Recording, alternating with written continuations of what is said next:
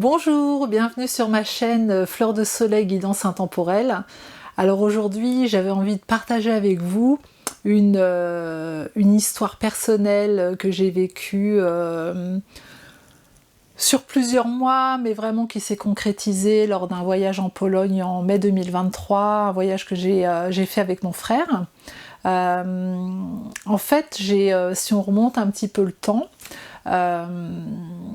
ce que je voudrais en fait vous expliquer à travers cette vidéo, c'est à quel point le monde invisible est ingénieux pour se manifester à nous, pour nous guider des fois vers des lieux auxquels on n'aurait pas spécialement pensé à se rendre. À quel point ils sont ingénieux pour, même si nos personnes, si nos êtres chers décédés sont partis depuis plusieurs dizaines d'années, à quel point ils sont toujours présents aussi, voilà, donc je trouve que c'est un chouette message d'espoir aussi pour les personnes voilà, qui ont perdu un être cher depuis longtemps, voilà, savoir qu'ils sont toujours là avec nous. Et en l'occurrence, là, je vais vous parler de ma grand-mère maternelle, Sophie, qui ne se faisait pas appeler Sophie, mais qui se faisait appeler Janine. Donc ce travail sur le transgénérationnel que j'ai commencé à faire vers le mois de juin à peu près, voilà, j'ai été vraiment poussée à le faire, j'avais besoin de lâcher un petit peu de choses concernant la lignée de femmes du côté maternel. Il y a eu des prises de conscience, voilà, donc ça a été un travail sur plusieurs mois évidemment, hein. Et puis à partir de septembre 2022 à peu près, à un moment donné lors d'une consultation, voilà, j'ai une personne que j'accompagne qui me parle de son grand-père, et puis elle me dit qu'il est né en 1922. Et là, moi, spontanément, je dis ah, c'est l'année de naissance de ma grand-mère. Et puis elle me dit ah non, je me suis trompée, c'est pas 1922, c'est je sais plus quelle année. En tout cas, elle s'était trompée. Bon, dans ma tête, je me suis dit tiens, un petit message de mémé, donc ça fait plaisir, voilà, elle avait juste envie de me faire un petit clin d'œil. Donc message bien reçu. Et puis ça a continué. Alors moi j'ai l'habitude de prendre des notes, voilà, j'ai un petit cahier où je note toutes ces petites choses, toutes ces petites synchronicités, toutes ces petites signes de l'invisible, parce qu'après on peut oublier, on peut vite oublier, hein. Donc j'ai noté un petit peu comment s'est passé ces moments de synchronicité, de signes. Et puis Suite à ça, je regarde la télé, y a un reportage qui passe, on parle de l'année 1922. Hop, deuxième signe pour moi, je me dis ah tiens, ma grand-mère elle est certainement vraiment là. Ensuite, il y a eu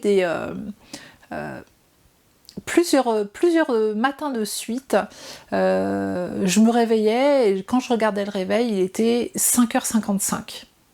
Et au bout d'un moment, ça m'a quand même interpellée, hein, c'est 5-5 ou 5-5-5, voilà, qui revenait régulièrement. Et j'ai pas tilté sur le coup, voilà, ça a mis plusieurs jours pour moi à tilter. Et un matin, je me réveille et on me dit, j'entends c'est mémé, quoi, voilà, 5-5, c'est ma grand-mère. Et effectivement, ma grand-mère est née le 5 mai 1922. Donc 5, le mois de mai c'est le mois 5, et 1922, quand on additionne, 9 et 1, 10, et 2, 12, et 2, 14, 4 et 1, 5. Donc 5, 5, 5. Donc là, ça y est, j'avais compris que ma grand-mère essayait vraiment de se manifester auprès de moi. Donc il y a vraiment eu énormément de signes, voilà, j'aime bien prendre des petits bouquins où je me dis tiens, le message du jour, je prends un livre, hop, je cherche une page, hop, je tombe sur la page 55 par exemple, ou le poème numéro 55. Enfin vraiment, ça a été une succession de manifestation du chiffre 5, 5, 5, 5, 5, 5, voilà, au cours de ces mois-là. Et puis fin septembre, on a pris, mon conjoint et moi, on a pris une location dans une cabane dans les arbres. Et puis on était à 11 mètres de haut dans un cèdre. Et je vois que sur le site, ce cèdre a 100 ans. Donc pareil, on y va, on était sur la terrasse, et puis je dis à mon conjoint, tu te rends compte que ce cèdre il a 100 ans quoi, hein. Donc c'était en septembre 2022, je dis c'est quand même extraordinaire, voilà, moi je suis toujours émerveillée par plein de petites choses, et je trouvais que c'était extraordinaire d'être dans cet arbre qui nous accueillait et qui avait 100 ans. Et mon conjoint, hop, fait vite fait le calcul et il me dit, bah oui, il date de 1922. Et là, je me dis, mais c'est fou, quoi. Je dis, en ce moment, j'ai plein de signes de ma grand-mère. L'année 1922 revient très, très fréquemment. 5-5 revient très fréquemment. Et au moment où je lui dis ça, il y avait une grande branche du cèdre, justement, qui passait sur la terrasse. Donc lui, il était dos à la branche et moi, j'étais vraiment en face à la branche. Et là, il y a une petite mésange qui se pose sur la branche, et au moment où je dis, en ce moment, ma grand-mère se manifeste, cette mésange se pose, et elle me regarde, voilà, l'instant de 3-4 secondes, et elle prend son envol. Donc là, voilà, j'étais aux anges, justement, je me suis dit, waouh, ma grand-mère, elle est vraiment là, et c'est super parce qu'elle se manifeste de plus en plus pour que je sache qu'elle est là, justement. Et puis, donc on fait notre week-end là-bas. Et au moment de repartir sur la route, je reçois un mail. Donc je regarde le mail, et puis je vois que on m'envoie la recette des pommes au four. Voilà, qui reçoit la recette des pommes au four sur sa boîte mail. Sauf que la recette des pommes au four, pour moi, c'est très significatif, puisque ma grand-mère adorait manger une pomme au four au goûter. Donc là, pour moi, ça a été quelque chose d'extraordinaire, quoi. Vraiment, je me suis dit, mais c'est fou, c'est des petits détails qu'on oublie, et là, ça revient comme ça, parce qu'elle sait que pour moi, c'est quelque chose dont je me souviens, et quelque chose, je la revois avec sa pomme au four, quoi, hein, voilà, au goûter. Donc j'étais super contente qu'elle soit là. Donc les signes ont continué comme ça, avec ce 5-5, 5-5-5 pendant plusieurs jours d'affilée. C'était vraiment régulier. Et puis en octobre 2022 sort le film Simone, avec Simone Veil.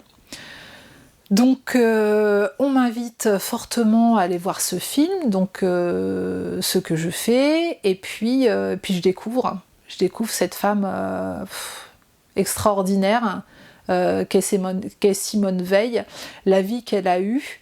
Et puis, ce qui me touche particulièrement, c'est le fait qu'elle ait vécu les camps de concentration. Donc là, moi, ça me parle énormément. Voilà, elle parle de la Pologne, elle parle des camps de concentration, et je sens en moi une émotion très forte qui s'installe. Et je me souviens que depuis que je suis adolescente, hein, j'ai toujours voulu aller à Auschwitz. Voilà, alors c'est pas une visite super, mais en tout cas, c'est quelque chose qui m'attirait, voilà, comme visite à faire, et je m'étais toujours dit, un jour j'espère que j'irai, mais l'occasion s'était jamais présentée. Et puis j'ai mon frère au téléphone. Et puis on discute un petit peu de tout et de rien, et je lui dis que je suis allée voir le film de Simone Veil, et je lui parle de cette vie dans les camps de concentration. Et lui, la veille, il était allé voir une expo sur la Seconde Guerre mondiale. Donc on commence à échanger, on voit que voilà, c'est un sujet qui nous touche tous les deux particulièrement.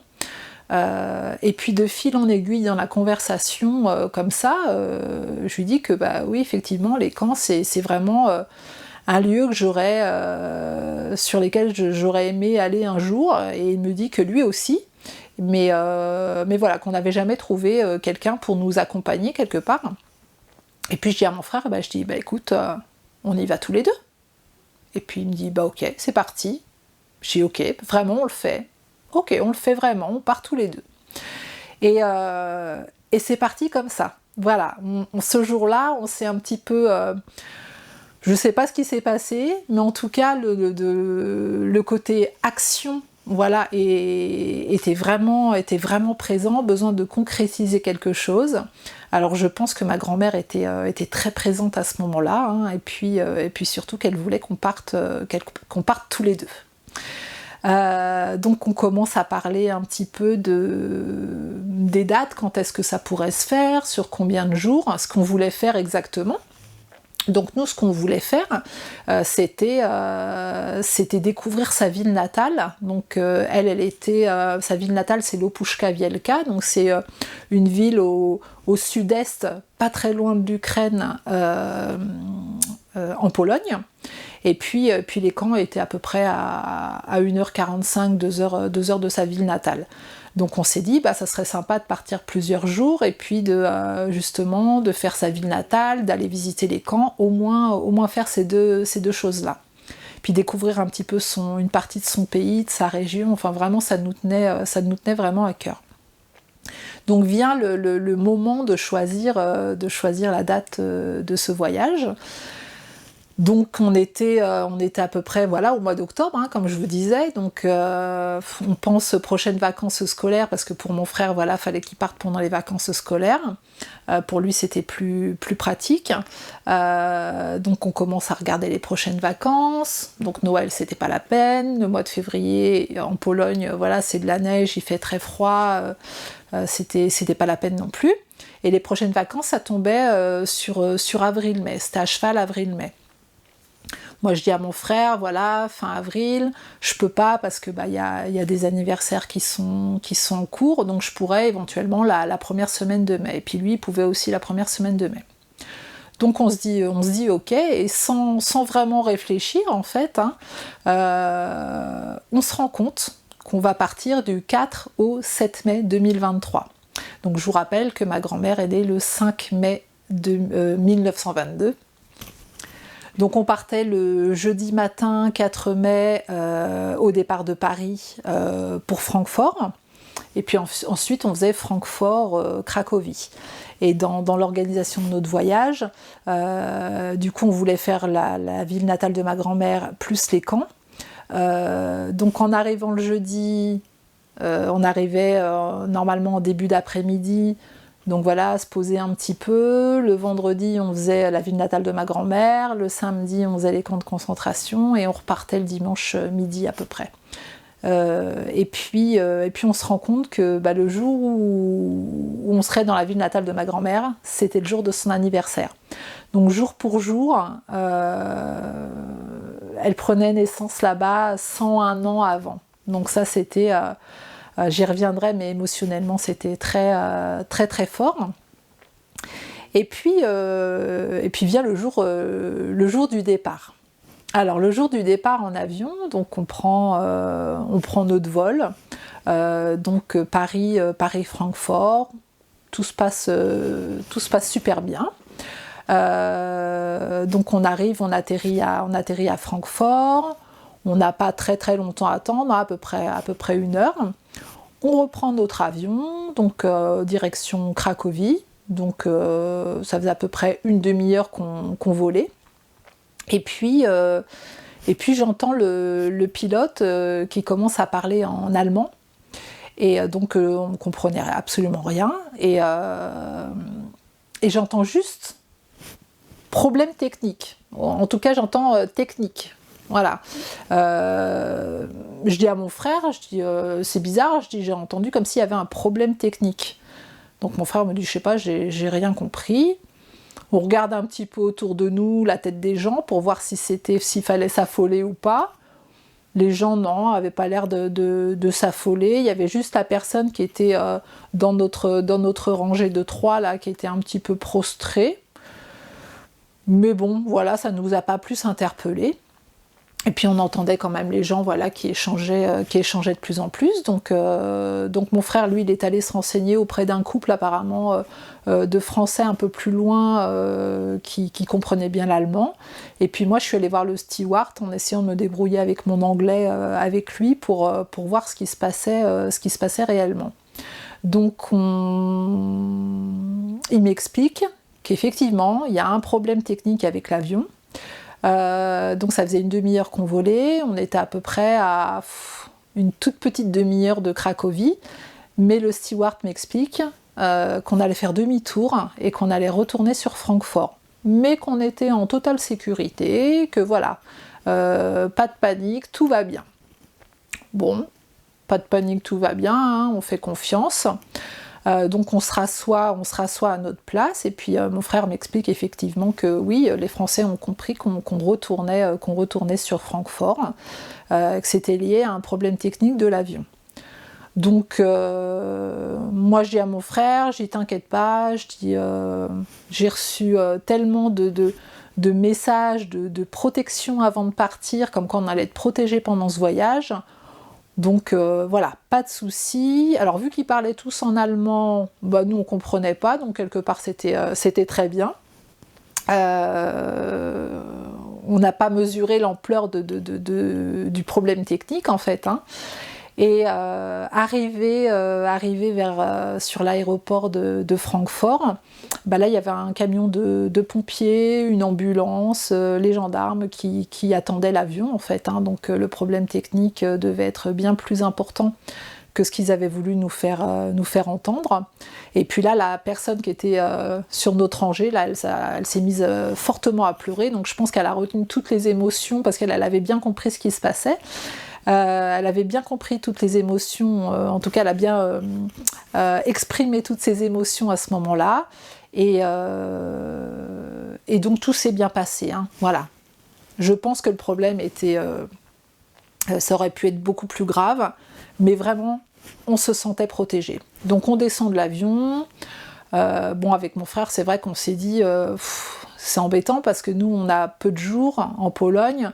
On avait prévu un petit programme quand même, un minimum, et tout ça, ça va nous retarder. Et surtout, on ne savait pas du tout quand est-ce qu'on allait reprendre l'avion, quoi. Et puis, ils nous font remonter dans un avion à peu près une heure après. Alors, je vous passe tous les détails, hein. Des voyageurs pas contents, etc.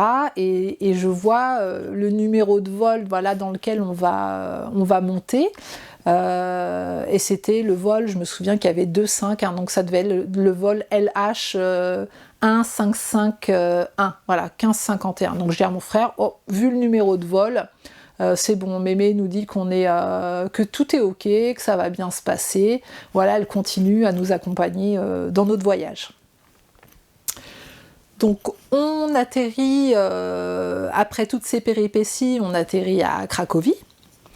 Et puis, donc on avait loué une voiture là-bas, et la personne nous donne notre ticket pour nous dire où était notre voiture sur le parking à récupérer. Et notre voiture était, il y avait des niveaux intermédiaires, et notre voiture était à récupérer au niveau 5.5. Voilà. Donc toujours accompagné, voilà, ça nous faisait vraiment sourire tous ces signes. Voilà, ma grand-mère, on la sentait vraiment très présente avec nous. C'était vraiment chouette. Donc on arrive dans un petit village, on avait réservé chez l'habitant. Alors c'était une maison vraiment dans son jus, Pologne des années. Voilà, c'était pas une maison récente, quoi, hein. Il y avait des vieux tableaux. Alors il y a eu la barrière de la langue, malheureusement, qui était là parce que la personne, le vieux monsieur qui tenait cette maison, avait certainement plein de choses à nous raconter, mais bon, on n'a pas pu en profiter parce qu'on ne parlait pas l'allemand, et puis avec l'anglais ça passait pas non plus. Mais on a atterri ici, on a visité un petit peu cette ville de Langkut, je ne sais pas trop comment ça se prononce, mais en tout cas c'était ça, c'est une jolie ville polonaise.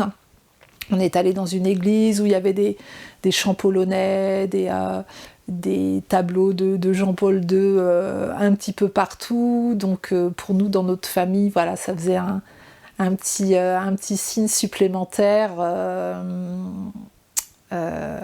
pour un petit clin d'œil, un petit clin d'œil dans notre famille, voilà, pour nous en tout cas. Et puis le lendemain matin, donc c'était la visite de l'Opuszka Wielka.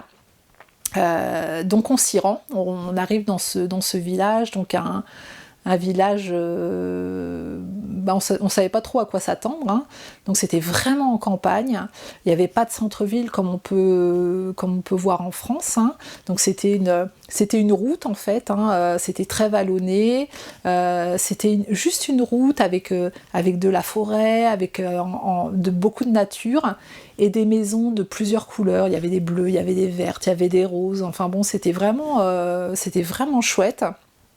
Et là, à nouveau, barrière de la langue, là on était vraiment dans la Pologne un petit peu profonde, donc les gens ne parlent pas anglais, le réseau il était vraiment pas super pour utiliser un traducteur avec notre téléphone, donc bon, on a été un peu privés de ça.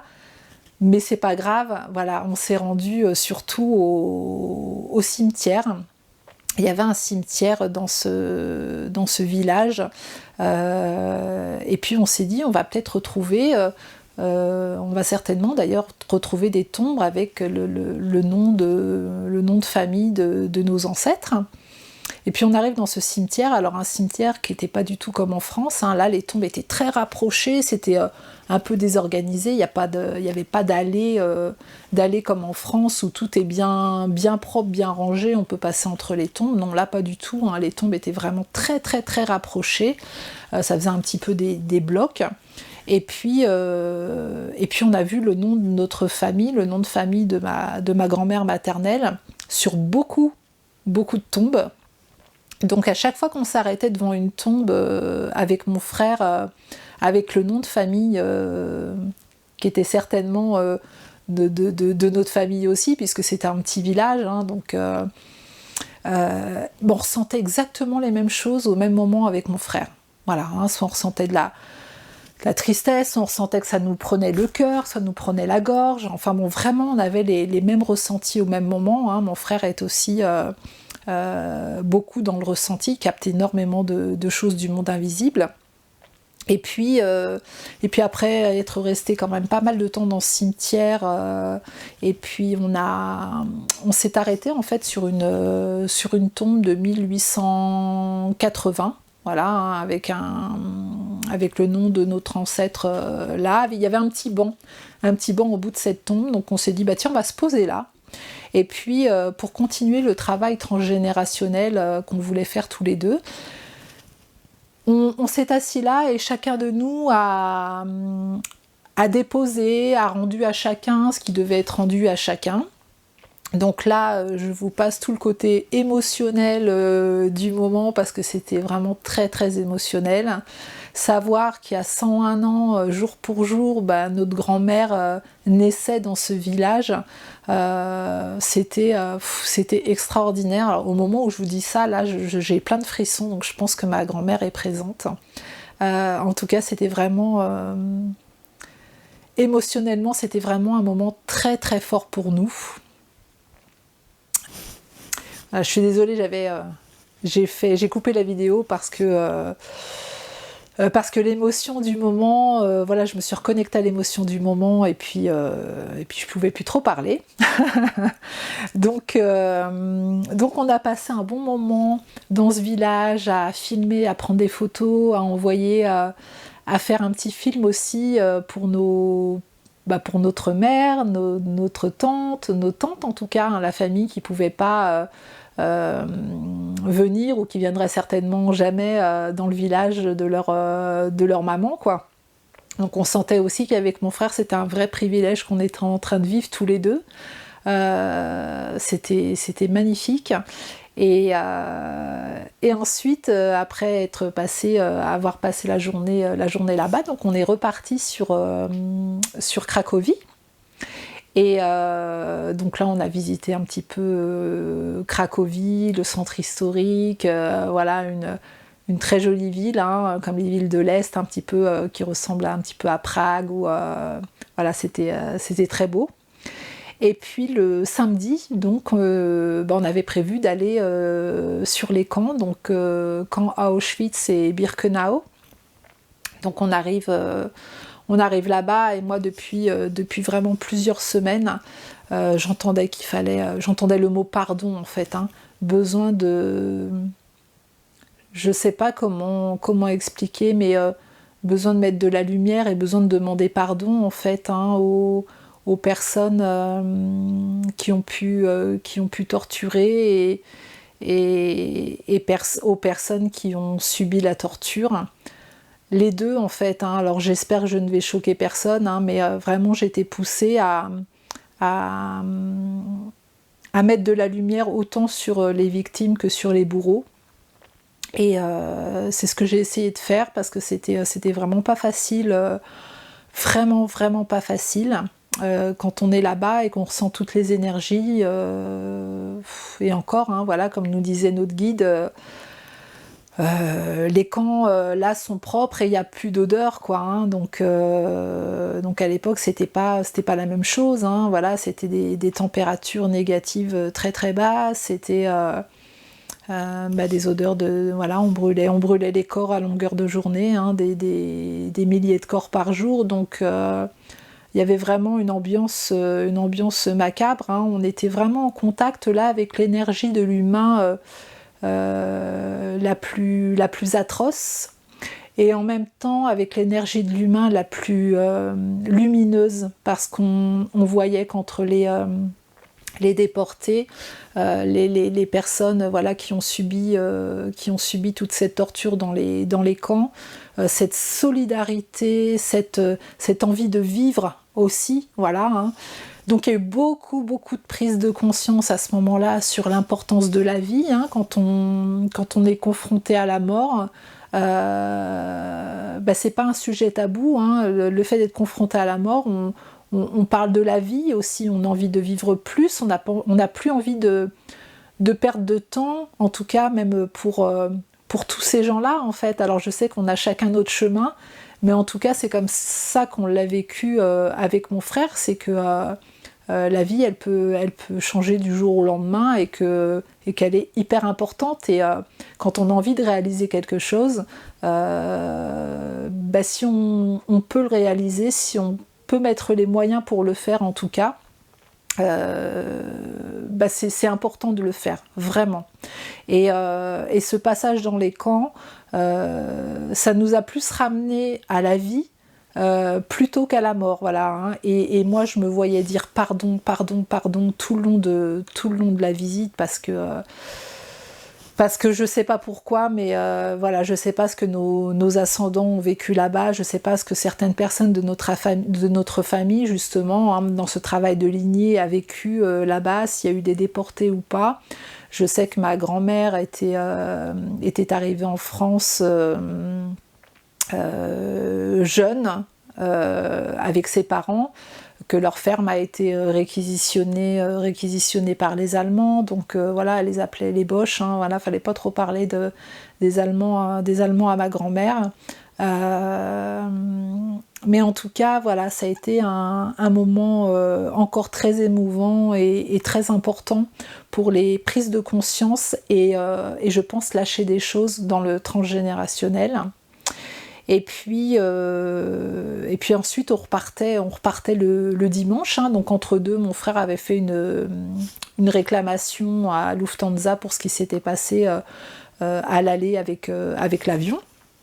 Et puis donc on est de retour le dimanche, et mon frère m'appelle le mardi en me disant que Lufthansa venait de nous faire un virement de 250 € chacun sur notre compte. Donc c'est un forfait, hein, quand il y a des problèmes apparemment dans leur compagnie. pour justement nous dédommager de l'incident qui s'était passé. Donc là, on a trouvé ça génial, parce qu'on s'est dit, non seulement notre grand-mère, elle nous a emmenés en Pologne quand même, voilà, hein, ça s'est décidé vraiment comme ça. Déjà, elle s'est manifestée à moi très fortement. Elle nous a emmenés en Pologne avec mon frère, donc on a vécu ce voyage à deux, donc un voyage entre frères et sœurs aussi, hein, ça a été un voyage hyper important pour nous. Il y a eu beaucoup d'échanges, beaucoup de confidences, beaucoup d'émotions, donc ça c'est un cadeau qu'elle nous a fait, hein. C'était vraiment génial. Le fait de nous faire découvrir aussi son village, le village dans lequel elle est née, de nous faire découvrir une toute petite partie de son pays, et puis à la fin nous offrir ce voyage. Voilà, parce que 250 € à chacun, ça nous a offert notre aller-retour et puis une partie de la location de la voiture. Donc elle nous a offert notre voyage en Pologne. Donc merci Mémé. Merci Mémé pour cette belle parenthèse et ce magnifique voyage qu'elle nous a fait faire en mai 2023. Donc voilà, j'espère que cette histoire personnelle vous aura donné beaucoup d'espoir quant au monde invisible et comment on peut être accompagné, comment ils peuvent se manifester, ce qu'ils peuvent nous faire faire. Ils sont hyper créatifs en fait, hein. Moi j'adore, personnellement vraiment j'adore. Je sais qu'aujourd'hui ma grand-mère elle se manifeste avec ses chiffres, hein, 5-5, 5-5-5, donc à chaque fois que je me retrouve dans des moments importants, eh bien je pense fortement à elle. Voilà. J'ai à nouveau une émotion, voilà, je pense qu'elle est... Enfin, c'est pas que je pense, c'est qu'elle est très présente là avec moi, là maintenant. Donc je vous remercie de m'avoir écouté jusqu'au bout pour les personnes qui m'ont écouté. Et puis si vous avez des signes de vos êtres chers disparus un petit peu extraordinaires, je vous invite à me le noter, à me le conter en commentaire. Et pourquoi pas pour des histoires un petit peu... extraordinaire comme ça avec le monde de l'invisible, carrément m'envoyer un message et puis pourquoi pas l'exposer aussi et le raconter à vous qui êtes intéressés par toutes ces histoires extraordinaires. En tout cas, merci au monde invisible, merci à notre grand-mère, merci à mon frère d'avoir partagé ce voyage avec moi, et puis à bientôt pour d'autres aventures et d'autres histoires contées. Je vous souhaite une très belle journée et je vous dis à très bientôt.